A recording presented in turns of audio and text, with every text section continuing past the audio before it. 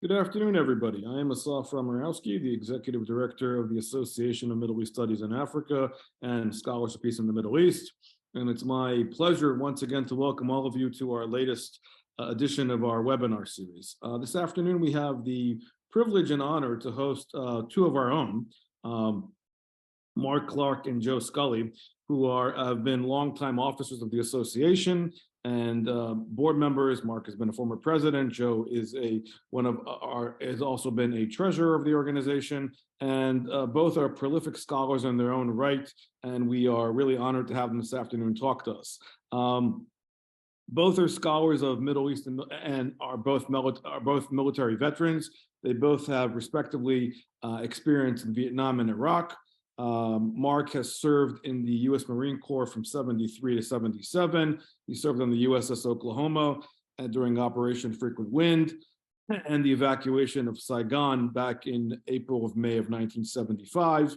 And then he was off to, also dealt with the Middle East, the evacuation of the embassy back in Lebanon in 76. Joe is a retired U.S. military officer who served during Operation Iraqi Freedom between 04 and 05.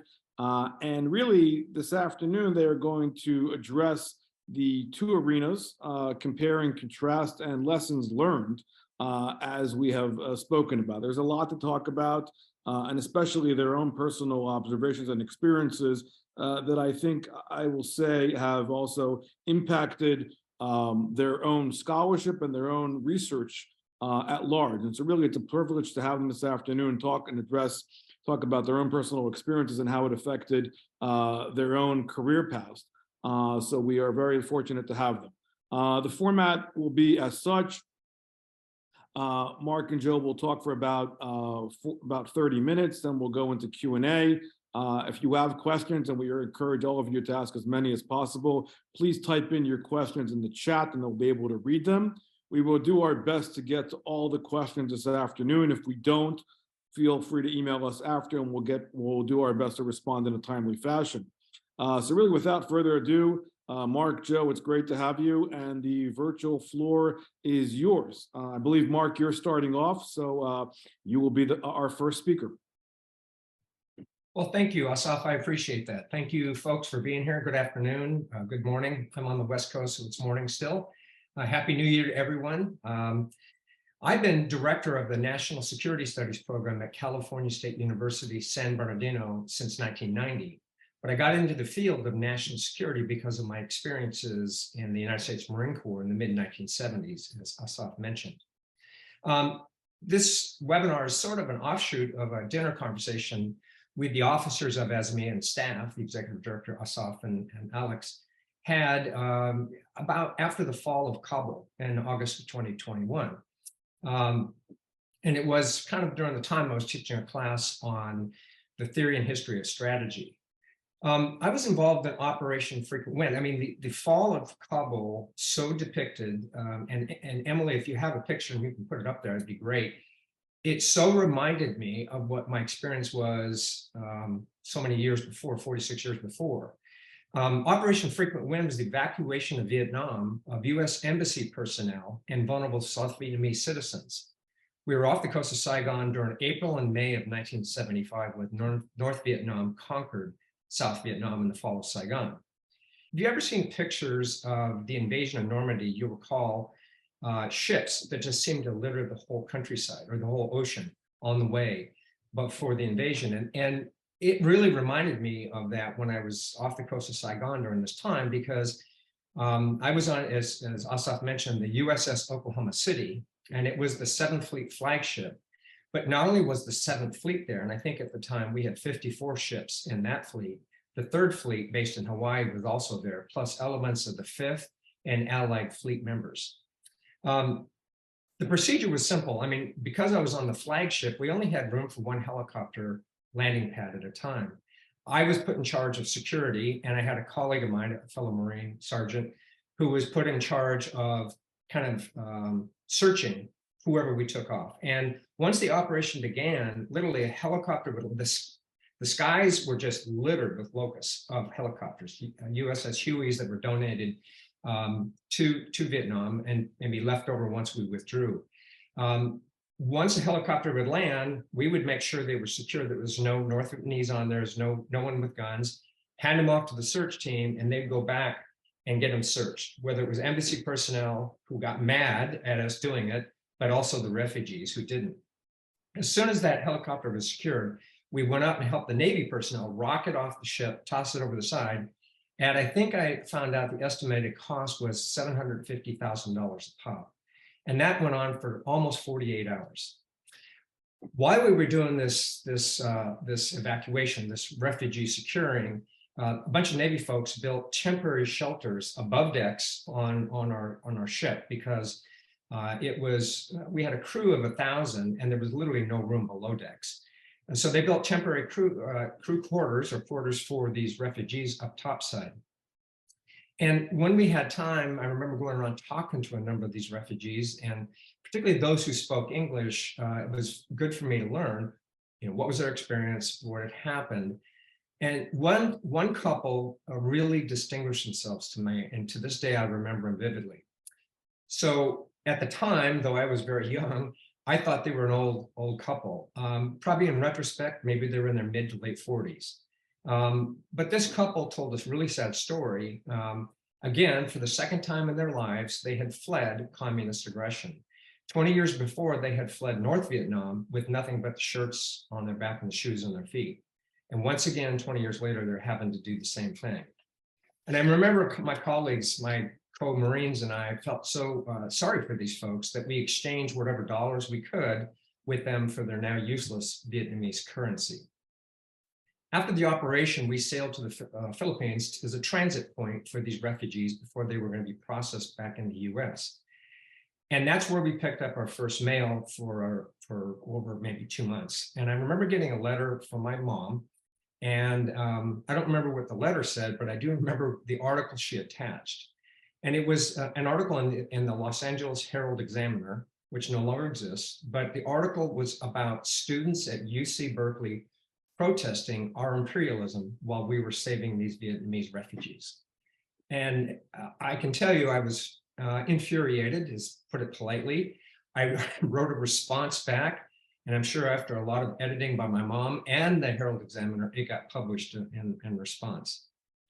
But what was interesting was at this time that I began to think about the power of American presence and the negative consequences or sad consequences when that power accomplishes nothing of long-term value. I mean, think about the cost of that. We all know over 58,000 US servicemen lost their lives in that. But many multiples more suffered physical injuries, long-term physical injuries, sometimes loss of limbs, or psychological injuries from trauma. In fact, that whole field of trauma and trauma treatment really blossomed after that because of some of the innovations that occurred in the field of psychology.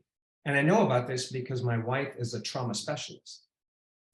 But not just Americans were lost. Think about all the people that helped us, that depended on us, who had to undergo re-education camps, be assassinated. It was just sad. Less than a year later, I was deployed to the 2nd Marine Division in Camp Lejeune, North Carolina. And eventually I went on a cruise. We called it a cruise. We called it the Med Cruise, but it was a Marine Expeditionary Unit, a MAU, to the Middle East. And we were off the coast of Lebanon for 2 months with the evacuation of our embassy, again in July, August of 1976. Both of these events, plus the role the 2nd Marine Division played in the event of a Soviet onslaught in Europe, really drew me into the field of national security. The role that we were to play, so this is a Marine Infantry Division that's not equipped for it, we were to act as a blocking force against Soviet armored divisions. And so I knew the task was going to be high. But one of the things that led me into the study of national security amongst these was the intention of preventing these kinds of catastrophes that we saw particularly in Vietnam.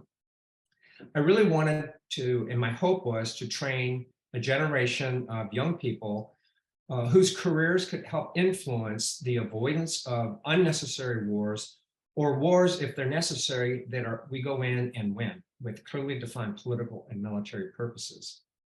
Unfortunately, the hasty withdrawal and disastrous withdrawal from Afghanistan in August of 2021 bookends my career. So from 1975 to 2021, I will soon be emeritus professor, and they kind of bookend my career because it's suggested during that intervening 46 years, we really hadn't learned anything.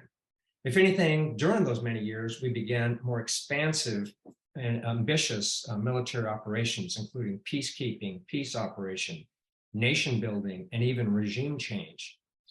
And more unnecessary wars or necessary wars that were done without very clear political and military purposes.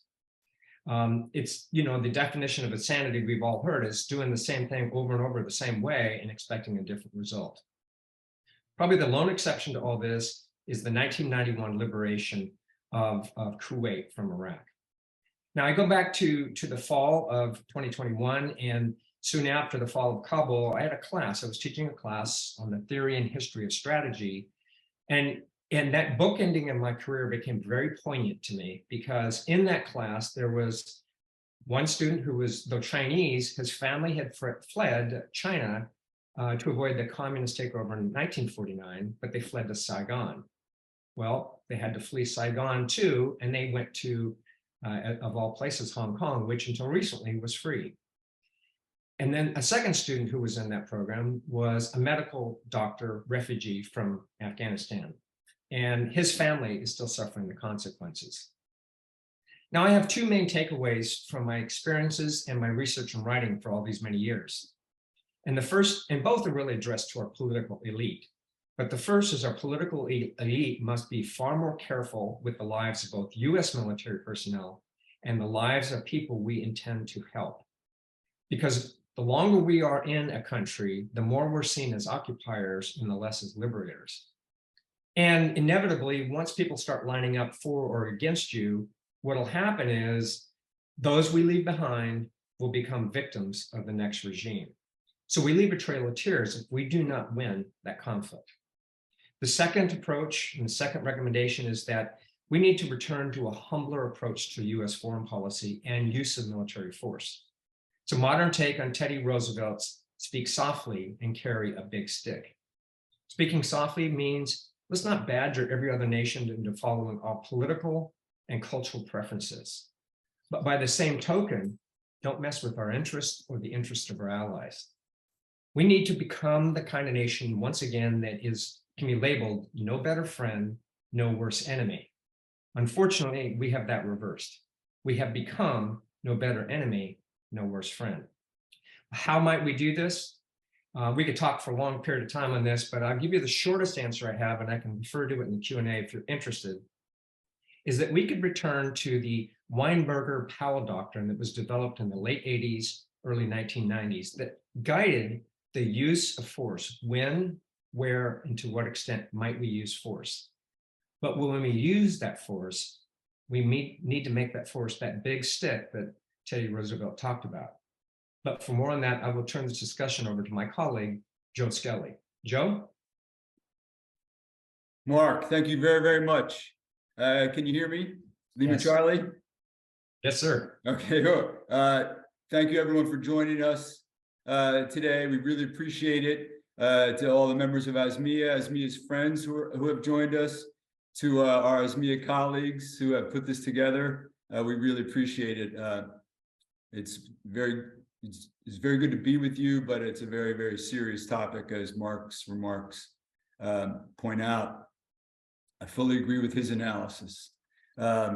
Defeat in Vietnam, our incompetence in Iraq, and humiliation in Afghanistan have done great damage to our country and to our allies.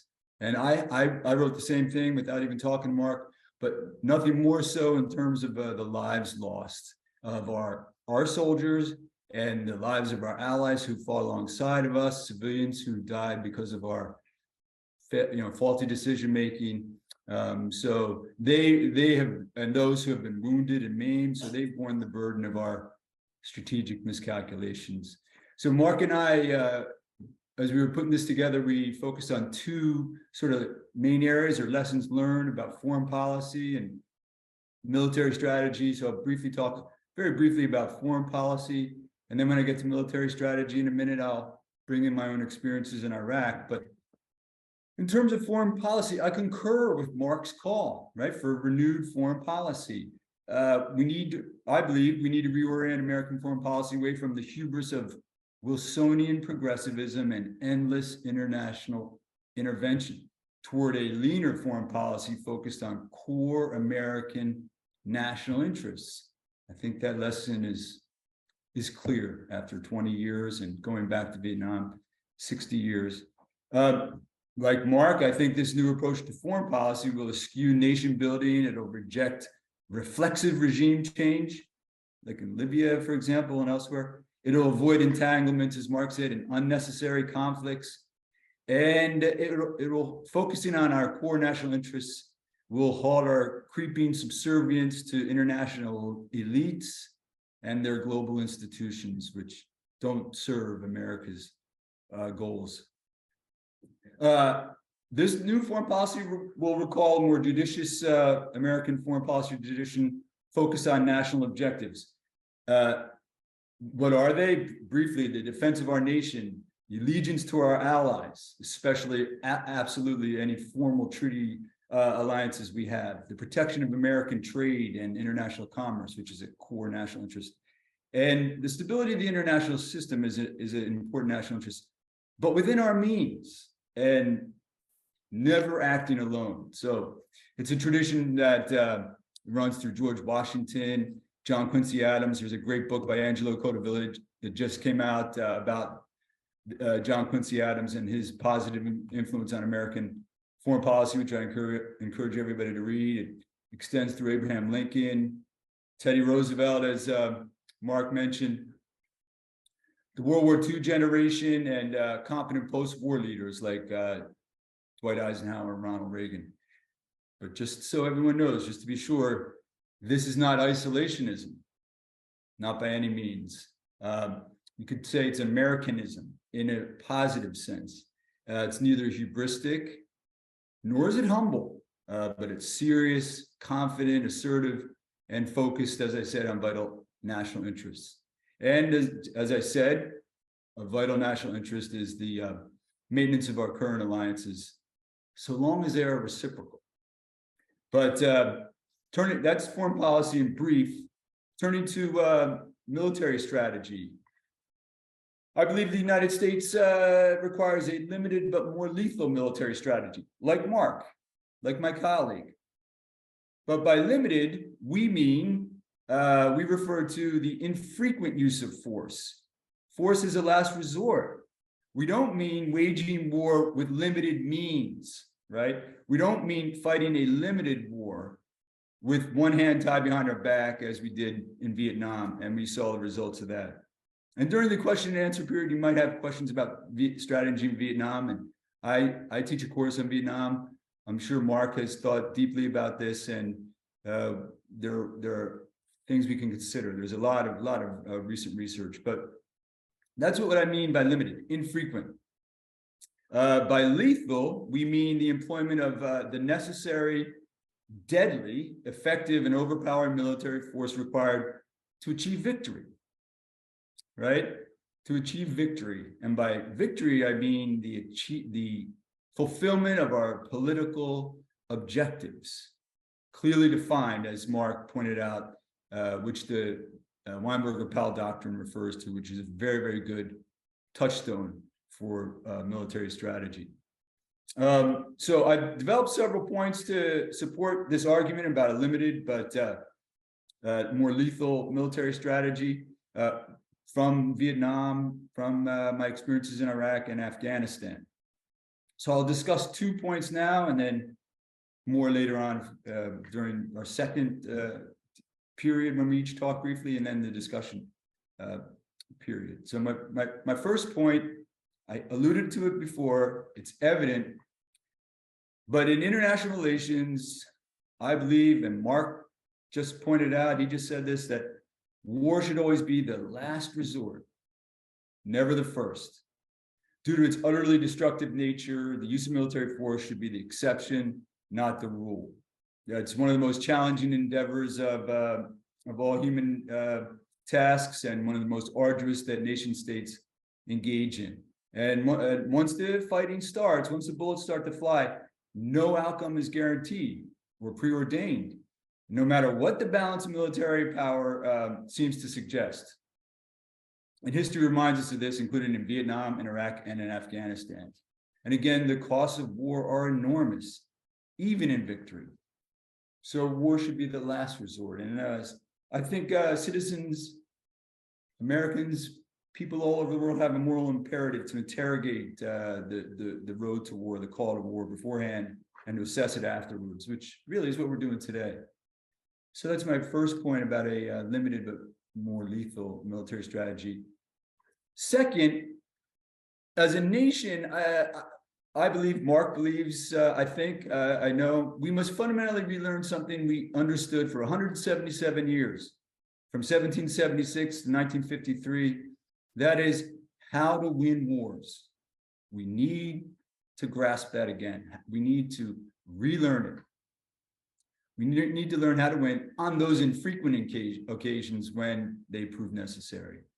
Unfortunately, I believe that today large swaths of American society don't understand how to win wars, or they don't understand the nature of war. There's so many layers lacquered on, accretions onto the nature of war over the past 100 years that obscure its reality, its essence, and what's required to win. And by those parts of American society, I mean the ruling class as a whole, which includes Republicans and Democrats alike. I'm not being political at all here. Bureaucrats in the State Department, civilian officials in the Pentagon. Unfortunately, significant echelons of our uniformed military leadership, sectors of the foreign policy establishment, parts of the media, as we know in ASMEA, large parts of academia, and this is unfortunate, but probably true. Millions of American citizens don't understand how to win. As I said before, I define victory, paraphrase Clausewitz, as the achievement of, and Mark and the Powell-Weinberger doctrine, as the achievement of clearly formulated political objectives through military means, the imposition of our will on our enemies to secure our national goals. So there are Americans who know how to win wars, and they exist in substantial numbers, but they're often sidelined, marginalized, and from our experience in the military, they're often not promoted to the highest ranks of generals and flag officers. There's been some successes in the past 70 years, but not enough. And so I just want to briefly conduct two thought experiments to try to drive home this point. Imagine the disasters that would have befallen our country if the ineffective ruling class of today was in charge during previous wars. Imagine if they were in charge during the American Revolution. We probably wouldn't have won. We'd be a dominion of the British Empire. Imagine if they were in charge during the Civil War. If there was no Lincoln, right? Or Grant or Sherman. It's unlikely they would have persisted and we would have divided as a nation. World War II, I can give you a scenario with the current elite in charge during World War II. We can imagine a scenario like Afghanistan. After we were attacked on December 7th, 1941, we would have retaken some islands in the Pacific. We may have made it to Iwo Jima and Okinawa, Semper Fi, Mark, where those brave Marines helped to turn the tide of battle. We may have made it onto the Japanese mainland. Elements of American forces may have made it to Tokyo, but the Japanese military may have gone north. They may have escaped into China. We would have been there without winning for years and years. And then just like in Afghanistan, 20 years later, in 1961, we would have retreated back to Hawaii. That is a scenario that I think underscores what happened in Afghanistan and what happened in Vietnam. But there's a more appealing thought experiment. Imagine what would have happened if the victorious ruling classes of previous generations were in command on September 11th. If George Washington, Lincoln, Sherman, Grant, General Patton, Admiral Nimitz, Chesty Puller were in charge when we went into Afghanistan, when we started to hunt for Al-Qaeda. or when we invaded Iraq. To paraphrase General Sherman, imagine if the American military and allies had made the Taliban howl. The subject of this webinar would be entirely different. And I'll just briefly wrap this up. I want to talk about my experiences in Afghanistan now and then later. When we went into Afghanistan, I don't believe we articulated the goal of victory, which would have been the destruction of the Taliban. And I believe that was achievable. And then that same mindset carried over into Iraq, right? There's the Bush administration strategy, and again, it's not a political hit. It's not. I'm not being critical of one party or the other. It's a national malaise or national challenge. When we went into Iraq in 2003, 2004, when I arrived, we never defeated the enemy. They melted into the civilian population. Some of them escaped to Syria. Some escaped to other nearby countries. We never prevented Iran from interfering in the southern part of Iraq and in Baghdad. And they had a strategy. They had a strategy, and we didn't have a victorious strategy. As I was there, the insurgency was not as full-blown as it was by 2006 and 2007, but it was starting to take shape. But the primary mission of the United States military when I was there was to train the Iraqi security forces, not to directly rout the emerging insurgency. That was our national strategy, to train the Iraqis not to defeat the insurgents and the remnants of the Saddam Hussein regime and the Al-Qaeda formations that were taking place. And that was a problem. And that accounts for our failure as well as the initial phase of 2003, 2004. I was involved in civil affairs. I was with the civil affairs unit.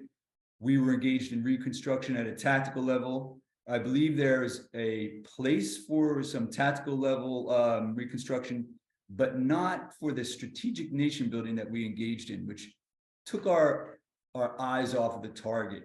And it's not our responsibility. We also substituted strategic nation building and reconstruction and democracy promotion. We substituted that for defeating the enemy with hard power. We thought that would work, but I can speak from experience.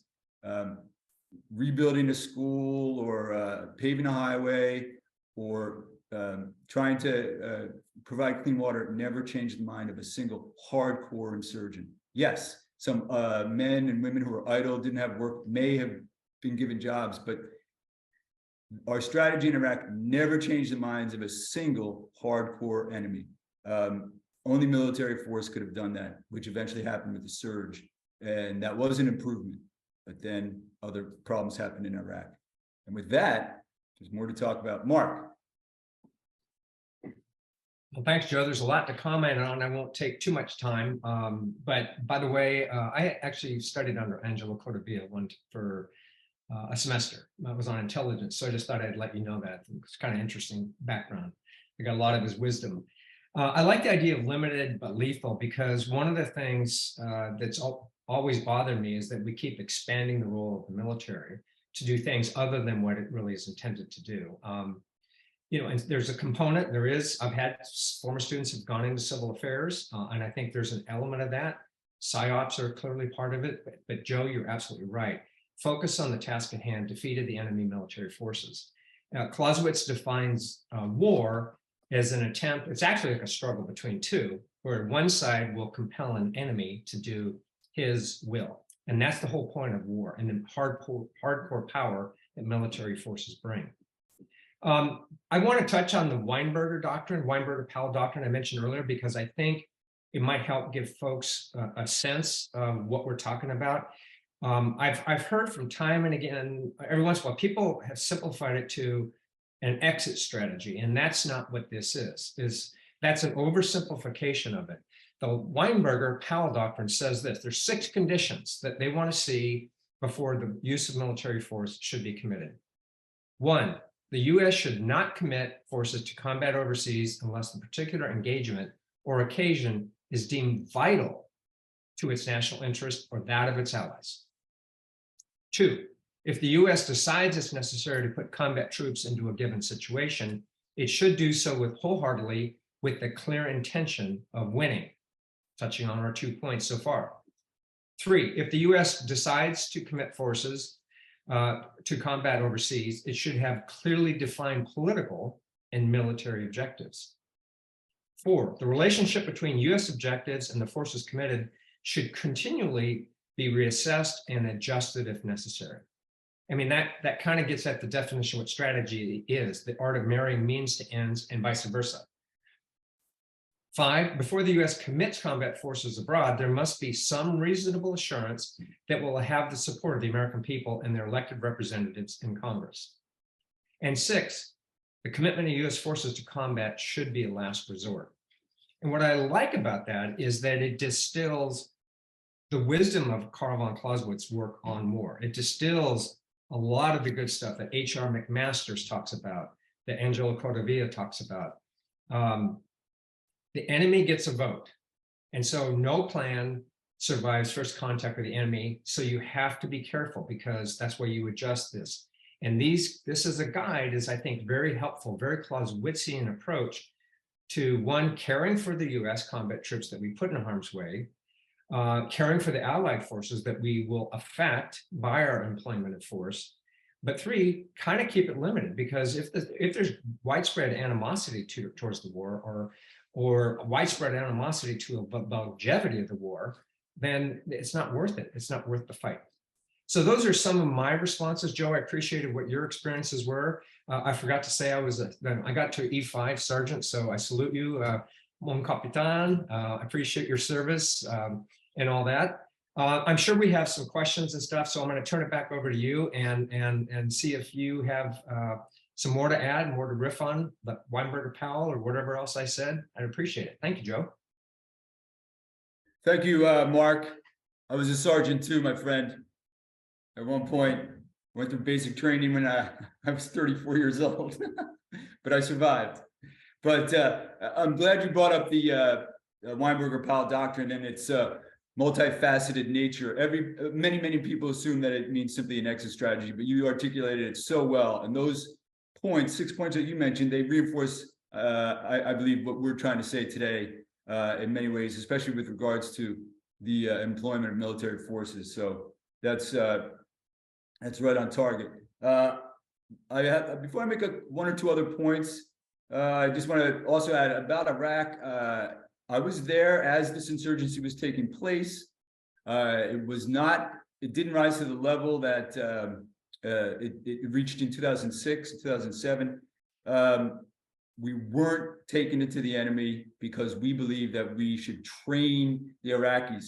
And that's a brand new army after we disbanded the original Iraq army, which we know by now is a big mistake, but not the only one. We had the capability to nip that insurgency in the bud in 2004, 2005. We did, but we didn't have the mindset. I don't believe in Vietnam or Afghanistan or Iraq. It's our military capability. I think it's our mindset. But to be fair, in Iraq, of course, there are some positives. The initial invasion, right? 2003, that was an extraordinary achievement. I wrote an introduction to a book called The First Iraq War about the British invasion of Mesopotamia in 1914 during the First World War. It took the British 4 years to get from southern Iraq, from Basra to Baghdad. 4 years. It took the U.S. military 3 weeks. So that was an extraordinary achievement. The surge in 2007 and 8 was remarkable. As you say, Mark, adjustment of means to ends and objectives and goals and shifting circumstances. I think it's a model everyone acknowledges of counterinsurgency warfare, and helped to settle the situation in Iraq. Then there was the American withdrawal in 2014, but it was obviously a mistake in one sense, but it was, I think, a result of the failure from 2000, after the initial invasion, 2003 to 2006 and 7, because by then the American people had grown tired. We had a window of opportunity within which to win that war, and we didn't. And so the withdrawal in 2011, there's obviously a case for it. But then we did adjust fire again with our counterinsurgency against ISIS, which a lot of scholars and officials, military people recognize as somewhat successful. And I'll just end on this note about Iraq. A positive development. Iraq is nominally stable, but it's not perfect. It's settled into an uneasy equilibrium, but it could go south at any time. But 2 weeks ago, many of you probably saw that in an interview with the Wall Street Journal, the Iraqi Prime Minister Mohammed al-Sudani defended the presence of more than 2,000 American troops in Iraq. And he set no timetable for the withdrawal. They're there today, referring to the US and NATO troop contingents that train and assist Iraqi units, but largely stay out of combat. He said that foreign forces are still needed. The elimination of ISIS needs more time, he said. So the reason the American people support that policy, it's not in the news, is because American soldiers are not engaged in combat. We're not dying. We're not involved in a futile effort. And Americans understand that it's a different situation than it was before the surge, and they can live with that. But that's because the enemy is quelled, not totally in Iraq. Obviously, ISIS is still a very, very serious challenge, but the enemy is subdued. We have troops in Germany because Nazi Germany was crushed. We have troops in Japan because Imperial Japan was vanquished. And we were able then to station our troops there. And in Korea, I'll just end on Korea. I used my date range. I ended in 1953. Korea, I believe, was a victory. I've been to Korea several times. And if you've ever been to Korea, it's an extraordinary place. And you compare that to North Korea. So it could have gone better. The Korean War, I believe General MacArthur's proposals had a lot of merit. We'd stopped at Pyongyang, but Korea was a victory. Our war against Japan and Germany. And now American soldiers are in Iraq trying to consolidate whatever gains we've pulled out of the fire. Unfortunately, they're not in Afghanistan. Thank you. Well, thank you both, gentlemen. I mean, there's a lot to discuss, and obviously you've thought-provoking, and I have my own questions, but I know I'll reserve them for a later time because I also want to make sure that our audience gets a chance to ask their questions. So we have a bunch in the audience. I'll turn it over to Suzanne here, and we'll start going through them, and we'll do our best to get through all of them. Again, I apologize in advance if we don't get to your question this afternoon. Again, feel free to email us after the session, and we will do our best to respond in a timely fashion. So Suzanne, why don't you start? Okay, thank you. So we have a lot of questions here. I'm going to try and consolidate a few of them. The first question is sort of addressed to both of you, gentlemen, and it's from Robert, and he writes, please address the lack of clear exit strategy of our interventions since World War II. So thank you. I think I sort of addressed it with the Powell-Weinberger doctrine. And it really is, I think someone else had asked about that. There's no difference between the two. It was developed while Weinberger was the Secretary of Defense and Powell was the Chief of the General Staff. So the two developed it together. Weinberger wrote about it first. Powell, because he continued into the Clinton administration, it became influential, particularly on peace operations, multilateral peace operations, including Presidential Policy Directive 25, and it was called the Powell Doctrine by that time. They're the same thing, just slightly adapted for peace operations.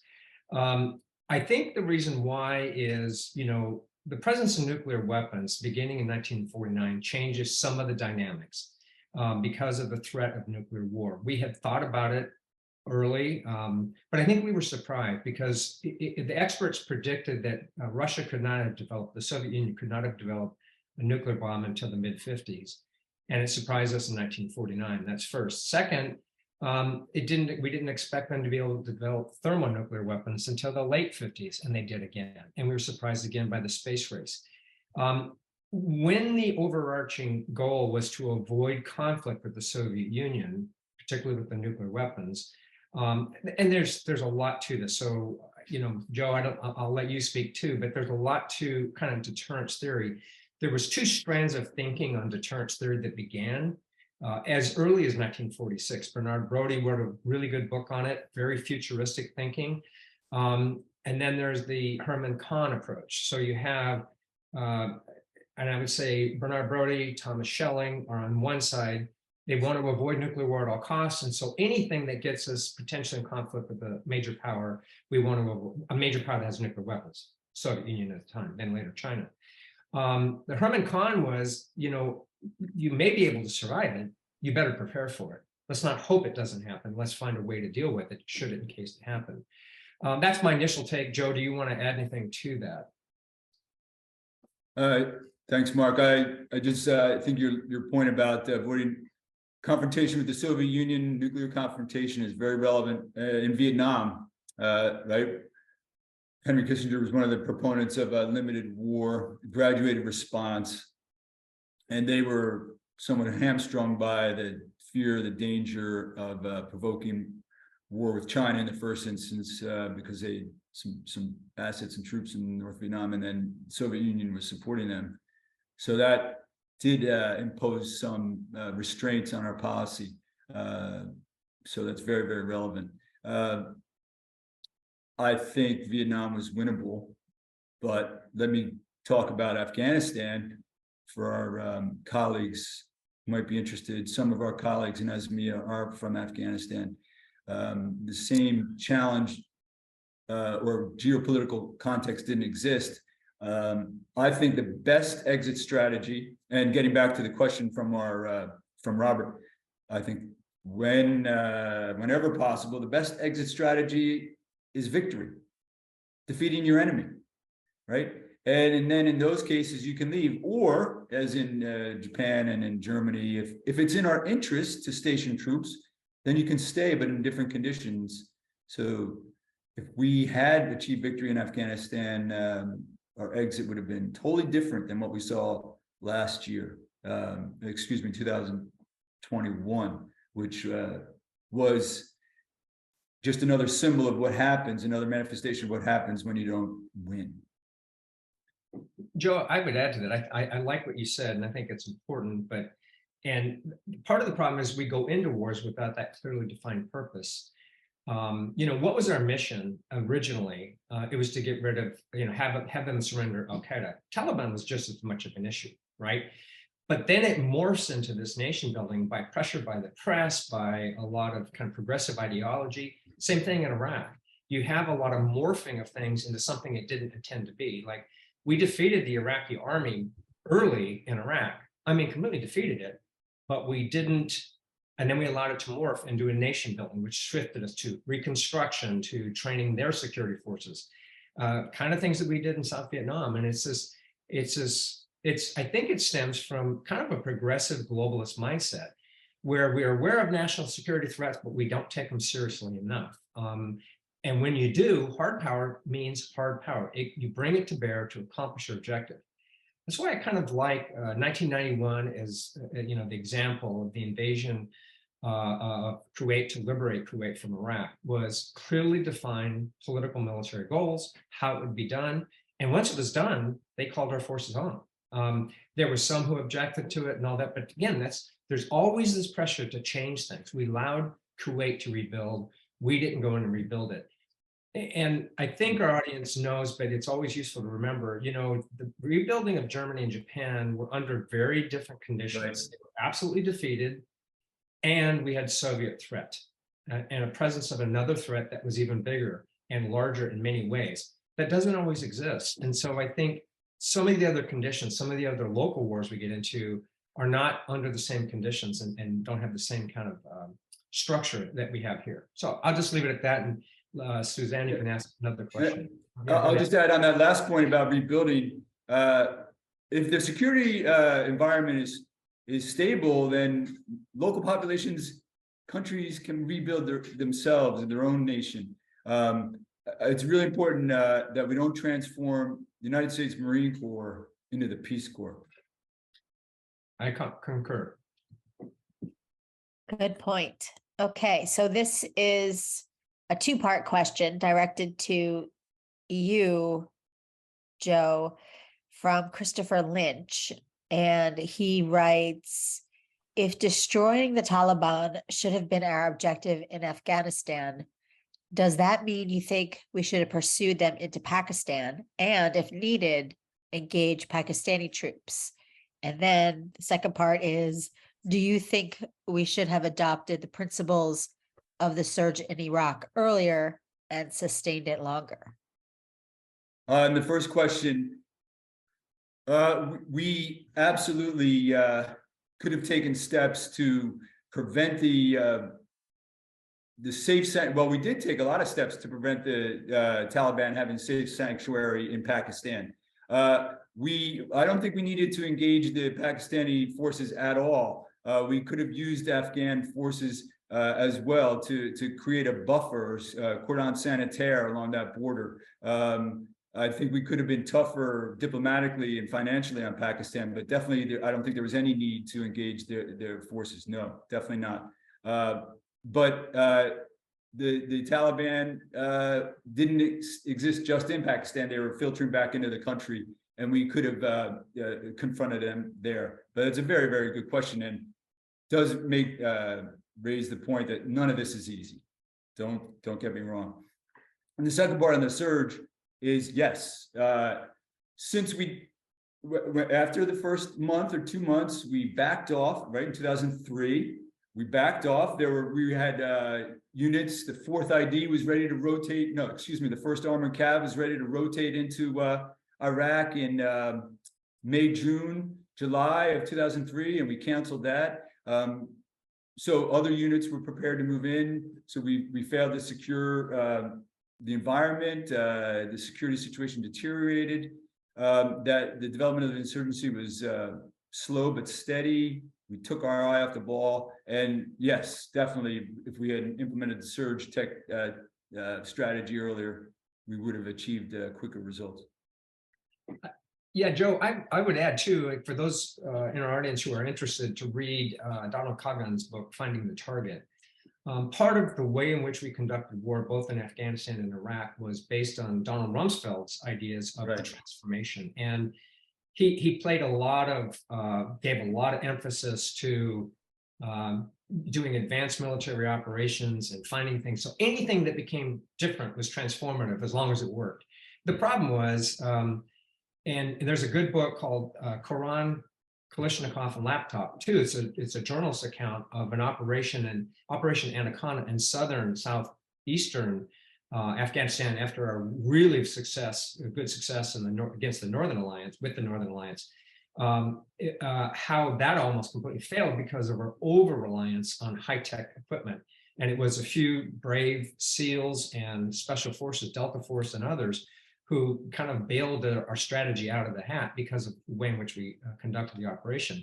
Part of it is you know, so there's other things going on, other elements and layers going on at the same time, but the whole kind of transformation thinking that occurred in the 1990s, absent of real viable contingent threat after the collapse of the Soviet Union, really gave free rein to a lot of ideas that really changed how we did things and affected us negatively. So I think for our audience who's interested, they ought to go read some of these works because I think it'll help give them a fuller picture for these things. I have the book right here that you mentioned, Finding the Target. Excellent. And we have a member, ASMEA member, who's given numerous papers, Suzanne, Colonel Diakin, on the training of American or Western training of foreign forces. And he argues that we try to impose our military structure on other populations when it doesn't really fit. And maybe the development of trying to recreate the American Army in Afghanistan wasn't the best training approach. So he's very good. Yes, we've hosted him several times. Okay. Oops. So all right, so the next question we have here is from Carol and Chuck Feynman. And they write, why is the current administration and State Department so openly negative towards the current Israeli government and so docile towards Iran? Okay, Joe, do you want to take Mark, that? want me to take that first? Sure, go ahead. Yes. Okay, please. so that's a very good question. I have a point here I didn't have time to go into.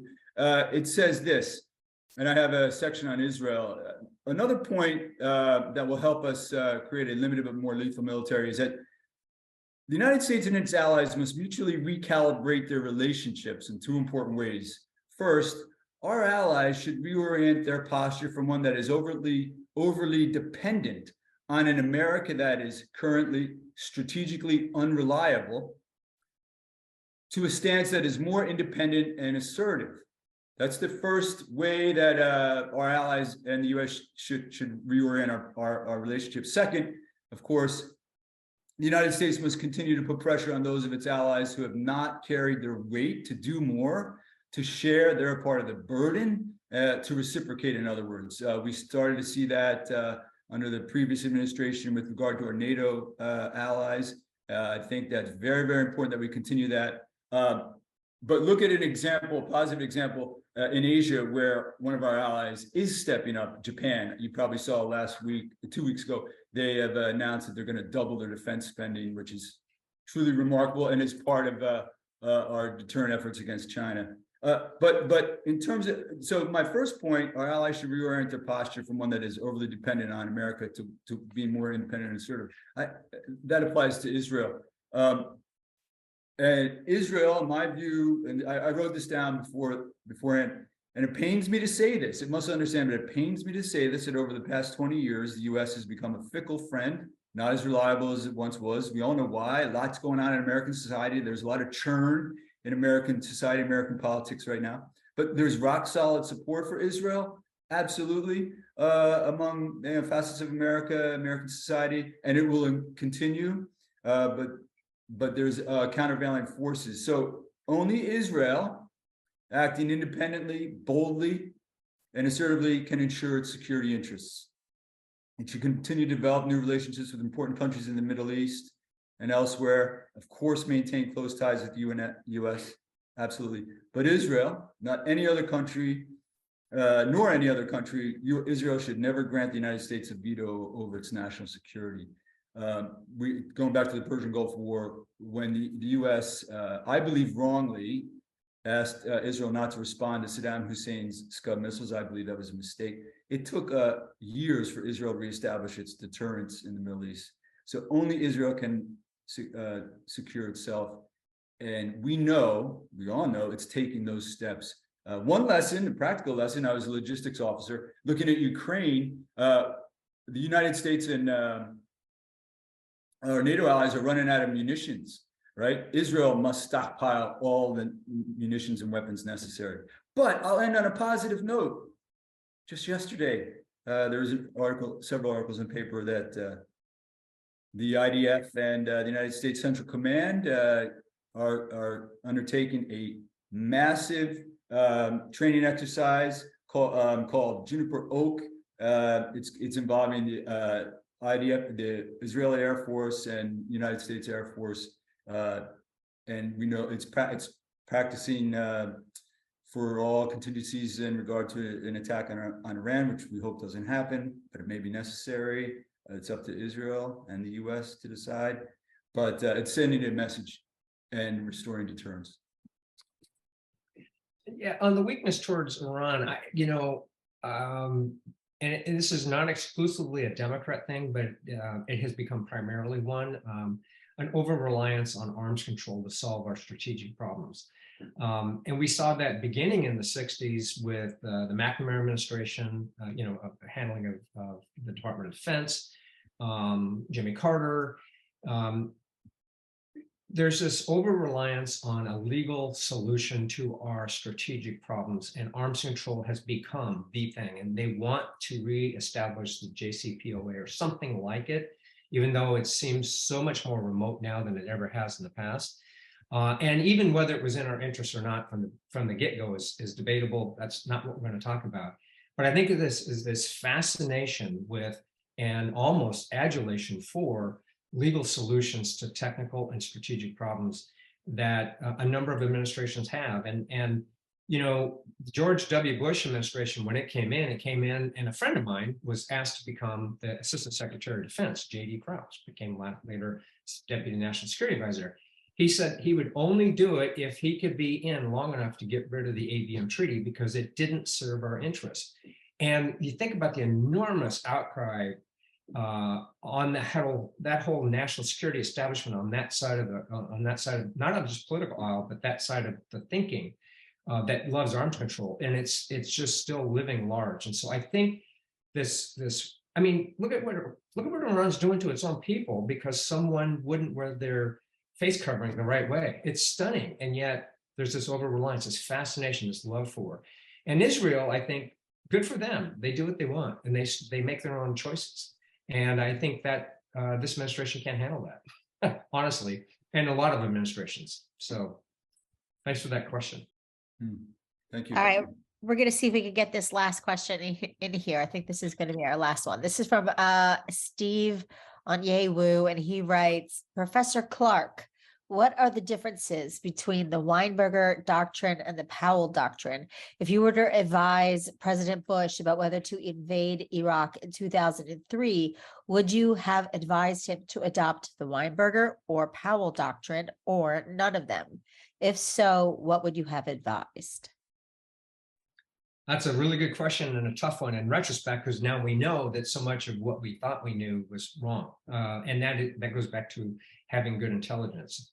There isn't that much of a difference between the two. As I mentioned, it was really developed while Weinberger was Secretary of Defense and Colin Powell was Chairman of the Joint Chiefs of Staff. So it really probably stemmed more from Colin Powell than Weinberger himself. But Weinberger wrote about it. You can see it in a 1985 article, The Uses of Military Power in the Journal of Defense, January 1985. And it was also in the Washington Post. It's not different. The only difference that becomes more famously associated with Colin Powell later in the Clinton administration, because he influenced, once we started having disastrous peace operations, think Somalia, 1993, that the Congress began to push back and say, you need to come up with some better criteria about when are we going to do nation building or peace operations. And so PPD 5, Presidential Policy Directive 25, is for multilateral peace operations, and it has 5 of those 6 elements. Now, going to whether we should, I don't think there's a difference. If we did go into Iraq, we should have defined, I mean, probably the biggest thing was it was easy to defeat the Iraqi military because it was weakened from the first Iraq War, Gulf War. We all knew, however, that Iran was deterred because of Iraq. Part of the reason why we didn't know about the nuclear, we had bad intelligence on the nuclear stuff is, and it turns out later to have been discovered, Saddam Hussein decided to get rid of his nuclear weapons, but didn't want anyone to know, and particularly anyone in lower levels of his staff, because he didn't want to not deter Iran. So part of the problem was, had he just said that all the pretext for the war would have been over. So in advising a president on that, the other thing, and Joe kind of hinted at it, is that when you go in and you defeat their military forces, that's great. We don't have to nation build, but you do have to provide security. And we didn't. We thought the war was done and we were packing up, going home. Again, it was that transformation ideology. And the problem with that was we allowed the insurgencies to develop, even though we saw it. And we shifted to reconstruction. We began to shift to nation building. And that's where it went awry. So had I advised it, it would be to defeat the military, establish security, and allow the locals to develop their own nation state. That's the short answer to a very good and long question. And I agree, Mark, especially with the last formulation there. I think that is very, very well said. And that in terms of providing security, like you, I reject this overly ambitious nation building, but there is a place, as I said, for turning on the lights, for providing security. And we all know you can use the phrase state building, but to a limited extent, right? Some of the institutions of the state, the military, the police are critical institutions, which we can support in certain cases, but not always. Gentlemen, unfortunately, our time is up. There's a lot to, to continue, and you opened up a huge continuation of a conversation that needs to continue on and relevance to today. And I hope we can continue this conversation. I also know that, just to let the audience know, that my two friends and colleagues here are also in the process of working on an article on this topic, right? So we will. There's definitely a lot to continue, and we'll definitely bring you guys back when the articles are to continue the conversation. So really, above all, I want to thank you for taking the time to be with us this afternoon. I want to thank the audience for joining us as always. Please be on the lookout for future webinars. As always, I want to thank my colleagues, Suzanne, Emily, and Alex, for joining me this afternoon. And wherever everybody's at, I hope everybody has a good day and stays safe and healthy, and be on the lookout for future webinars.